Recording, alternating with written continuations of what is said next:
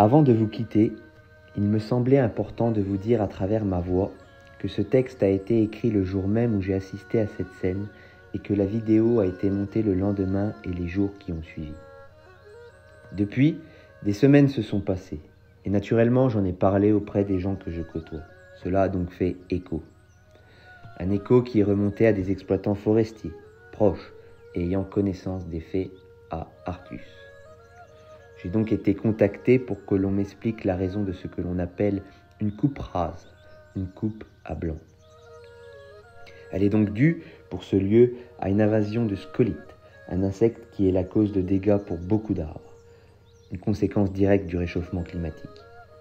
Cette coupe a donc pour but de protéger les autres bois encore sains.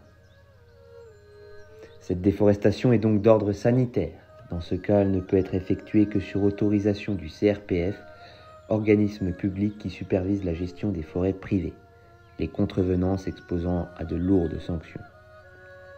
Cette déforestation sanitaire, comme toute autre, devront être replantées avec des essences plus résistantes aux élévations de température attendues dans les 50-100 ans à venir. Alors, suite à cette prise de connaissance, j'aurais pu me rétracter, ne pas diffuser ce film ou bien changer la thématique.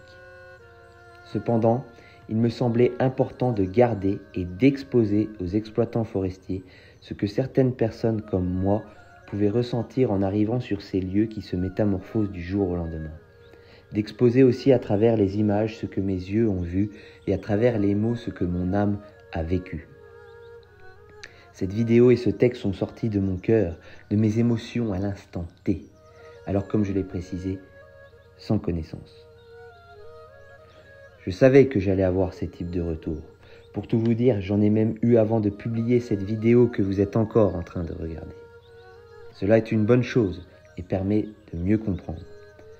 Je tiens à informer que les personnes qui m'ont contacté étaient bienveillantes et l'échange a été très courtois.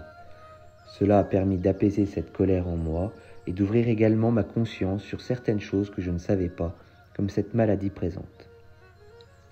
Ce que vous avez vu et lu n'a donc pas pour but de diviser, mais plutôt de faire évoluer les choses ensemble, pour que la population environnante et que les exploitants forestiers se comprennent.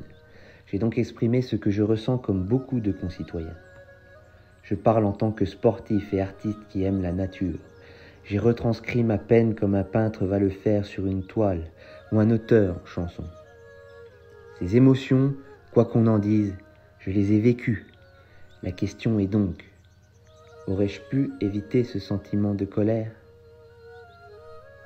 Eh bien, je pense que oui. Par exemple, avec un simple panneau bref et concis, expliquant la cause de ce désastre aux personnes visitant ou se recueillant sur ces lieux.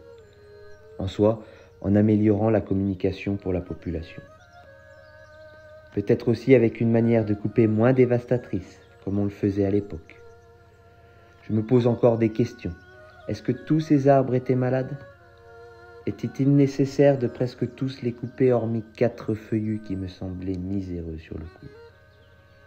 Je précise encore une fois, cela pour une partie de la forêt qui est différente des autres, où il y a des visiteurs et des personnes qui se recueillent.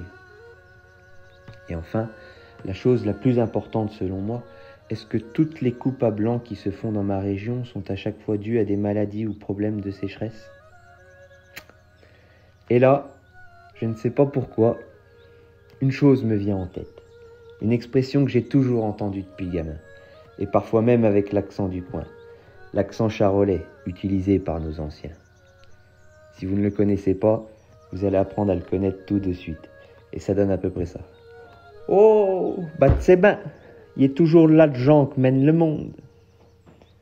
Qui peut être traduit par, tu le sais bien, c'est toujours l'argent qui mène le monde. En résumé, comme je vous l'ai déjà dit, je suis juste un petit gars d'un petit village, alors oui, qui a peut-être des gros bras et qui aime bien les montrer, mais qui justement n'est pas là pour jouer les gros bras. Je ne suis dans aucune association militante. Je n'ai jamais été révolté. Ce n'est pas mon cheval de bataille et ça ne le sera pas.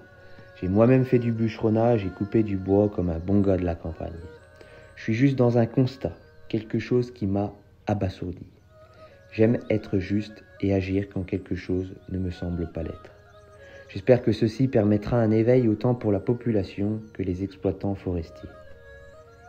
Alors je le répète, être bienveillant, cultiver la gentillesse avec ceux qui nous entourent, les gens, les personnes, mais aussi notre environnement est à mon sens essentiel pour vivre en harmonie et ainsi être heureux dans ce monde. Si tu es touché par cet art, mes sentiments et cette sensibilité, alors je t'invite à partager cette vidéo.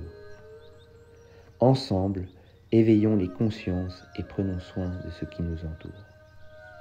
Je vous embrasse et vous dis à très vite pour de nouvelles vidéos plus gaies cette fois-ci, toujours en mêlant la culture physique et l'art du posing dans de très beaux endroits. Et comme d'hab, ciao ciao, bye bye.